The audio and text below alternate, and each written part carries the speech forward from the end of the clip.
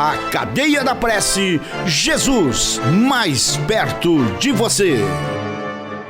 Então, lá no livro de Sofonias, você sabia que tinha Sofonias na Bíblia? Se você abrir no último profeta, que é Malaquias, depois nós vamos encontrar Zacarias voltando para trás, depois Ageu e depois Sofonias. No versículo 17 do capítulo 3 de Sofonias, o tema para nossa manhã, que fala de quando Deus se alegra com o seu povo, de como nós podemos alegrar o coração de Deus. E entre tantas coisas que Deus fala, são 3 capítulos apenas, mas são palavras assim, algumas até assustadoras, mas todas visando o bem do povo de Deus. Todas visando o nosso bem, porque nós somos povo de Deus. Amém? Então diz assim: o Senhor teu Deus está no meio de ti. Faz lembrar Jesus lá no Apocalipse, dizendo que ele, entre outras palavras, passeia no meio da congregação. O Senhor teu Deus está no meio de ti, poderoso para te salvar. Ele se deleitará em ti com alegria. Ele terá alegria na sua igreja, na vida de cada um em particular. Calar-se-á por seu amor, regozijar-se-á em ti com júbilo. Amém? Essa é uma palavra para cada um de nós, porque a palavra de Deus é eterna, né? Não cai um jota, não cai um tio, passará o céu e a terra, mas a palavra de Deus não passará.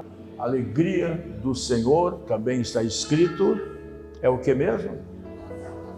A alegria do Senhor é a nossa força.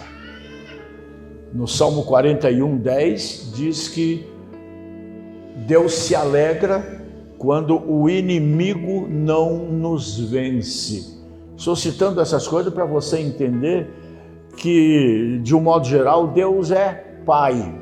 Como nós somos pais de filhos e nos alegramos com as vitórias, as conquistas, as notas dos nossos filhos, Deus se agrada conosco na mesma proporção. Amém? Então assente-se nesse mesmo espírito. É uma palavra de um profeta que exerceu o seu ministério. Eu sempre gosto de fazer esse pano de fundo para vocês entenderem para quem, quando, por quê a palavra do Senhor veio através de uns determinados profetas, né? E ele profetizou no século 7 antes de Cristo, portanto há 2.700 anos atrás, e o nome dele significa o Senhor me esconde, ou o Senhor me escondeu, vamos assim dizer, né? E uma particularidade de Sofonias é que os estudiosos das Escrituras dizem que ele é trineto do rei Ezequias, portanto, um membro da realeza em Judá, que eram 2 reinos, né? Israel e Judá. E no caso aqui, Sofonias profetizava em Judá. A maioria dos profetas, até ouvi uma mensagem maravilhosa em Ezequiel, na igreja da Lagoinha, lá em Orlando, na quarta-feira à noite, onde pregou um pastor realmente maravilhoso, e que, por incrível que pareça, não tem estômago, se alimenta por sonda, mas muito vigoroso, muito alegre. E ele pregou explicando, fazendo exatamente isso que eu gosto de fazer, né? Fazendo um pequeno pano de fundo para as pessoas entenderem quem é que está profetizando, por que está profetizando, para quem está profetizando e trazer a lição para os dias de hoje. Porque Deus sempre chamou a atenção do seu povo e pegou pesado com o seu povo e permitiu que coisas difíceis acontecerem contra o seu povo como uma forma de fazer com que eles entendessem, abrissem os seus ouvidos fechados pela idolatria, pela murmuração, fechados pela descrença, pela traição a um Deus maravilhoso, muitas vezes se voltando a deuses de pedra, de pau, deuses de outras nações, não é isso? E ele permitia essas coisas para o povo entender, se arrepender e entender principalmente que sem o seu Deus não existe outro Deus, é tudo mentira, é tudo farsa, né? E a maioria dos profetas, todos eram, quase todos eram de uma origem humilde, embora, como aconteceu com Ezequiel, como aconteceu com Isaías, como Samuel, né? Como Eliseu, Jeremias, como Daniel e até como Sofonias, muitos vinham de linhagens até reais e outros eram pessoas que a gente chama de sangue azul, né?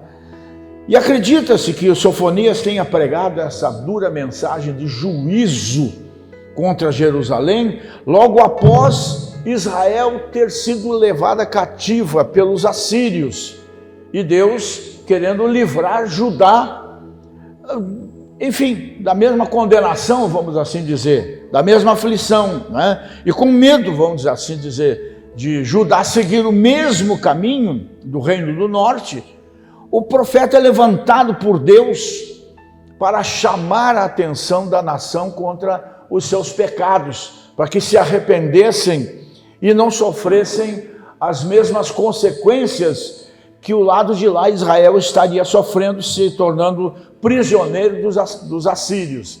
E essa mensagem, muito realista, por sinal, de Sofonias, preparou inclusive o caminho para a grande reforma religiosa em Judá nos dias de um rei que realmente tinha vida com Deus, chamado Josias. Então Deus não faz nada que pareça terrível para nós sem ter um motivo muito maior e muito melhor nos chamando a atenção. No meu entendimento, nos dias de hoje, a pandemia foi permitida por Deus. O pior é que quem vaticinou, vamos assim dizer, o Bill Gates, no caso, que vaticinou essa pandemia muito antes dela acontecer, está vaticinando que vem outra aí muito pior do que aquela e que os cientistas já descobriram o vírus e que lamentavelmente mata em 8 dias. Que Deus nos livre disso. Que a igreja de Cristo no mundo se arrependa dos seus pecados. Eu não estou falando nem do mundo, estou falando da igreja de Cristo, né? Porque isso é um grande aviso para o mundo, mas também é um aviso solene de Deus para a sua igreja, que as coisas não andam bem. O que está acontecendo no Brasil politicamente, e que as pessoas ainda não perceberam a extensão da coisa, isso é tudo permitido por Deus para chamar a atenção da sua igreja, que não se une, continua dividida, e o povo perdido na imoralidade, e a igreja permitindo que tudo isso venha para dentro dela, mascarada de evangelho. Agora mesmo eu vi uma coisa que nós deveríamos fazer, mas não fazemos. No meu caminho de casa até aqui, eu vi vários pares de uma seita que saem de 2 em 2, mas que não são os mormons, nesse caso aqui, né? Para bater de porta em porta, levando um evangelho que não é o de Cristo, porque é adulterado. E Paulo disse que não devemos aceitar, pregar, acreditar num outro evangelho que não seja o evangelho de Cristo. E se alguém vier bater a nossa porta trazendo esse tipo de informação, e no caso da igreja já invadiram as nossas próprias portas, trazendo muitas outras informações que a Bíblia não contém, distorções que são aceitas porque a igreja de Cristo não conhece a própria palavra do seu Deus. Então Deus está chamando a atenção, antes que nos entregue nas mãos dos babilônios, dos assírios e de quem quer que seja, não é? Antes que venha o grande e terrível dia do Senhor, como está escrito, não é? Então ele usa pessoas, ele usa pastores, mas ele usa principalmente a sua palavra. Ele usa a sua palavra para chamar a atenção. Hoje é muito complicado, gente. Hoje nós, pastores mais tradicionais, mais conservadores, a gente já está ficando com medo de falar a palavra pecado. Aqui nessa igreja mesmo, aqui nesse culto de domingo de manhã mesmo, tinha muita gente que vinha aqui e não vem mais, porque o pastor prega contra o pecado. Não é porque o pastor é feio, porque você sabe que não é verdade isso. Não é? É porque o pastor prega um pouco duro, o pastor está sempre falando no pecado, nisso, daquilo. Mas por que eu estou falando nisso? Porque eu quero vê-los no céu comigo por toda a eternidade. Não vou aliviar. Não é uma questão de grosseria. Se você olhar para as Escrituras, você vai ver que não tem profeta simpático, não. Pelo contrário, tem profetas como Jeremias que foram cerrados no meio pelo crime de pregar a verdade. Que ninguém se meta a querer me cerrar no meio, mas eu vou continuar pregando aquilo que eu entendo que é a palavra de Deus. E em pregando a palavra de Deus, é normal que nós, pastores, sempre nos baseemos primeiro na palavra de Deus e sempre façamos lembrar a igreja dos grandes profetas e do porquê esses profetas foram levantados. Eu quero destacar aqui bem rapidinho 5 verdades. Em primeiro lugar, a presença de Deus no meio do seu povo é a fonte de restauração. Não adianta estarmos aqui, ajuntados aqui, se o Espírito de Deus não estiver no nosso meio. É uma balada de crente apenas. É um tempo apenas de distração. Mas a presença de Deus no meio do seu povo é a fonte de restauração de uma igreja, de uma pessoa em particular. É o que diz aqui: o Senhor teu Deus está no meio de ti. Está entre nós. E essa palavra de Sofonias hoje tem um peso, mas muitíssimo maior. Porque ele está falando num tempo que o Espírito Santo não estava liberado por Deus, né? E só foi liberado quando Jesus ascendeu, né? Para não apenas estar no meio de nós, mas estar em nós. E nós hoje, vamos assim dizer, falando em termos de alianças com Deus, a nova geração, né? A geração presente, da geração não do sangue de animais, mas do sangue de Jesus sobre nossas vidas, o povo da nova aliança, nós somos o povo mais privilegiado da história humana e não estamos sabendo tirar proveito desse privilégio, gente. O mesmo Deus que aplicou o juízo, entregando Jerusalém na mão dos caldeus, né? Dos assírios, para um amargo cativeiro, agora traz o seu povo de volta, restaura-o e se coloca no meio deles, é o que nós lemos como sua fonte restauradora, né? E a maior necessidade da igreja ainda hoje é da presença manifesta de Deus através do seu Espírito Santo, que é o Deus que vive em nós e no nosso meio, né? Yahvé, a presença. É o senso dessa presença que traz ânimo, motivação, esperança para a igreja. Caso contrário, nós entramos e saímos pela mesma porta, do mesmo jeito que entramos.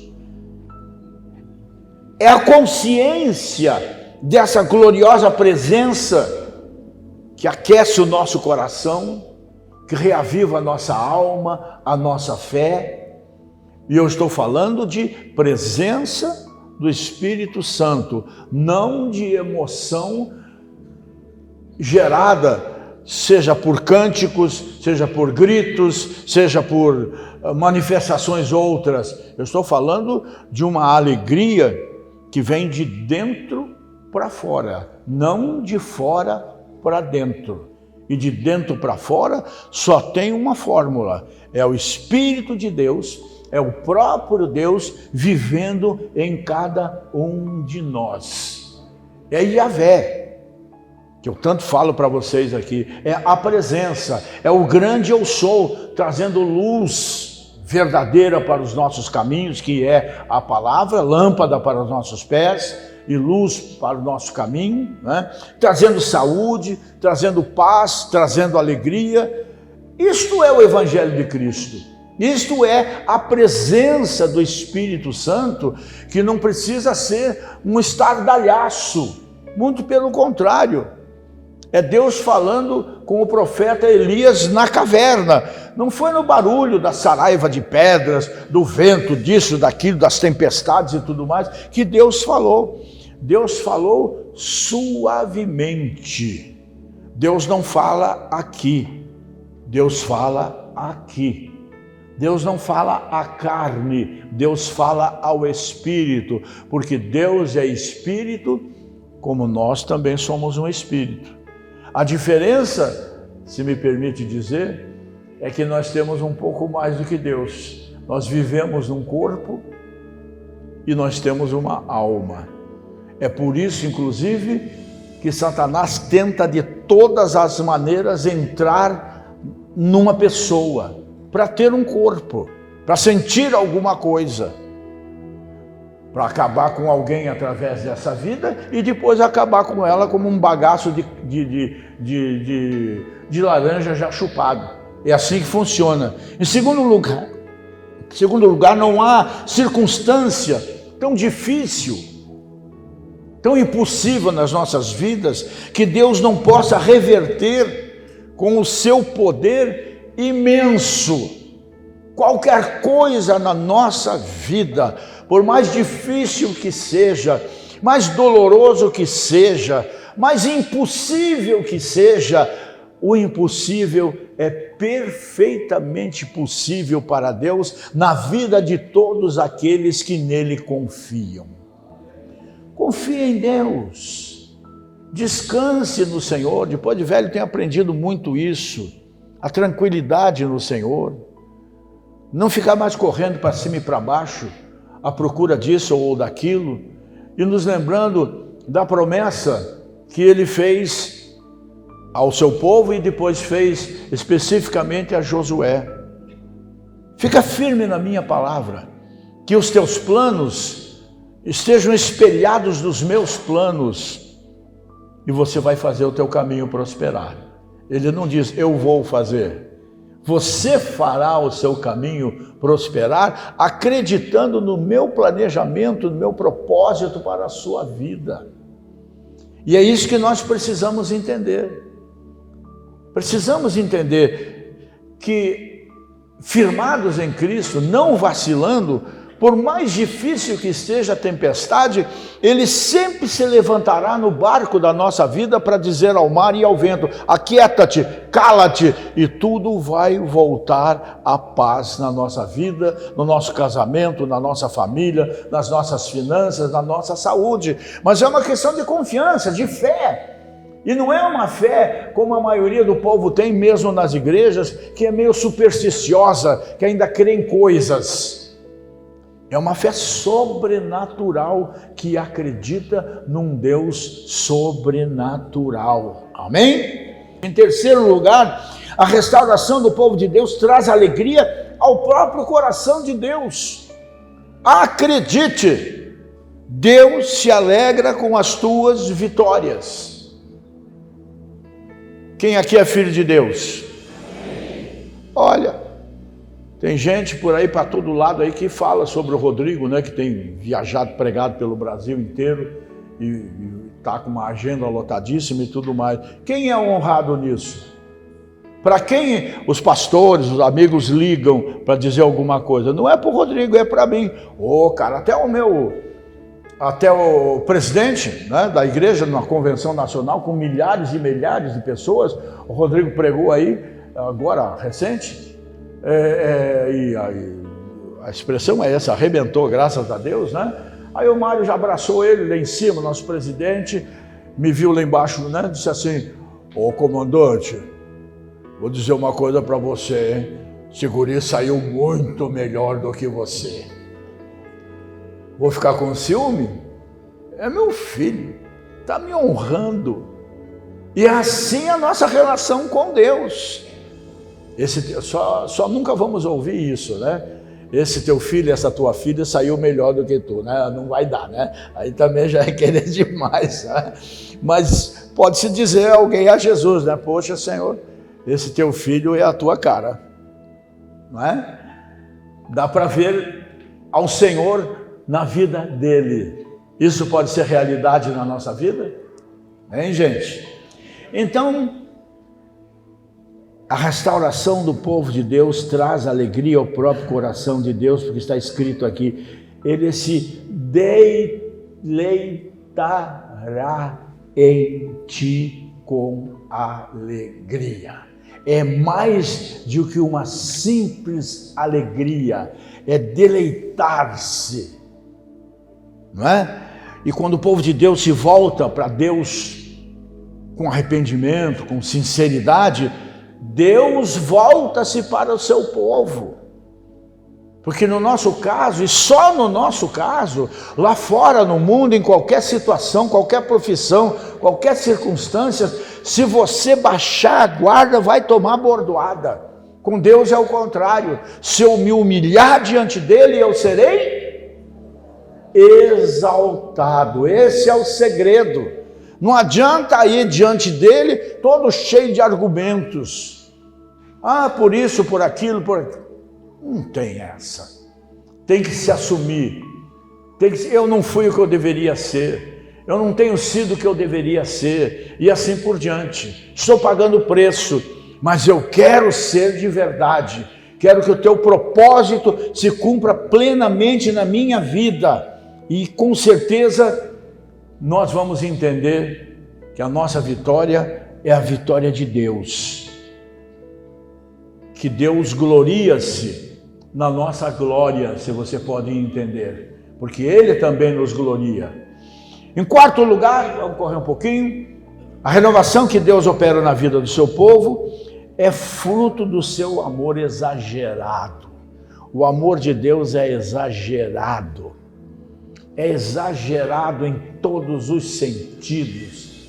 O exagero chega ao cúmulo dele ter um filho só e fazer esse filho descer da sua glória para vir pagar pecados que ele não cometeu, mas que você cometeu, que eu cometi. Isso é um amor exagerado. Pagar por algo que não fez, mais do que isso, dar a sua própria vida por alguém, pelo menos no meu caso, que não merecia isso. Nós temos que aprender que este não é um culto para nós, que esse é um culto para Deus.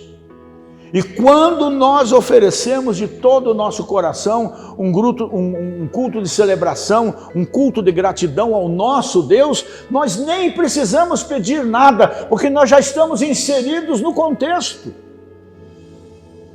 Ele é a bênção, Ele é o dono da bênção. Ele é Yahvé. Eu sou o que sou. O que Ele é? Ele é tudo aquilo que o povo dele precisa. E se nós oferecemos um culto a este Deus, nós temos o Deus que nos dá todas as coisas, sem sequer termos pensado em pedir. Então, por isso que eu disse, estamos inseridos no contexto. Quanto melhor for o culto que nós oferecermos a Deus, na oração, na disposição do cântico, do louvor, da adoração, mais dele nós vamos receber em contrapartida. Ah, o culto de hoje não estava legal. Não, o culto estava. Quem não estava legal era você, era eu, éramos nós. Porque o culto sempre é legal, porque o culto não é para a igreja, o culto é para o Senhor nosso Deus. Dá para entender esse princípio? Em quinto lugar, para encerrarmos, quanto mais o povo de Deus se alegra nele, mais deleite, mais júbilo, mais alegria acentuada tem Deus em seu povo. Deus nos aceita no seu amado, Deus nos aceita em Jesus. Ele se alegra com o seu povo Esta é a figura bíblica, como um noivo se alegra com a noiva ataviada. Esta figura de Deus, de júbilo, de deleite, quando encontra ele, Jesus, o noivo, encontra a sua noiva de branco. Você está de branco? Eu estou de branco? Que casamento vai ser esse? Na verdade, a bem da verdade, se a noiva não for tudo aquilo, não vai ter casamento. Ponha isso no seu espírito e nunca se esqueça. Você aí de barbicha e de bigode, você é a noiva. Assim como eu sou a noiva, assim como essa igreja aqui é a noiva. Ele se alegra com o seu povo, como um noivo se alegra com a sua noiva. Somos a herança de Deus, filhos de Deus, herdeiros de Deus. Nós somos a menina dos olhos de Deus, gente. A delícia de Deus está escrito na palavra, não estou inventando palavras. Ele já nos preparou um lugar de alegria incontida, um lugar extraordinário que nós estamos no caminho, e esse caminho chama-se Jesus Cristo e não tem atalho. Nós vamos glorificá-lo e ele nos glorificará. Fluiremos, vamos assim dizer, como Jesus disse, rios de água viva fluirão do seu ventre, né? Nós fluiremos na sua presença pelos séculos sem fim.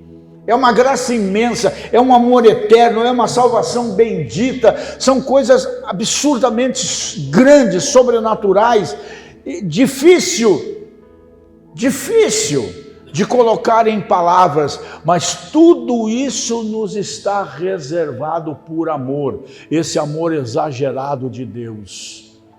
Não vamos jogar isso fora, como Esaú jogou fora a sua primogenitura, vendendo por um prato de lentilha, que se come agora e volta-se a ter fome. Mas vamos beber sempre da água da vida para nunca mais termos sede. Amém?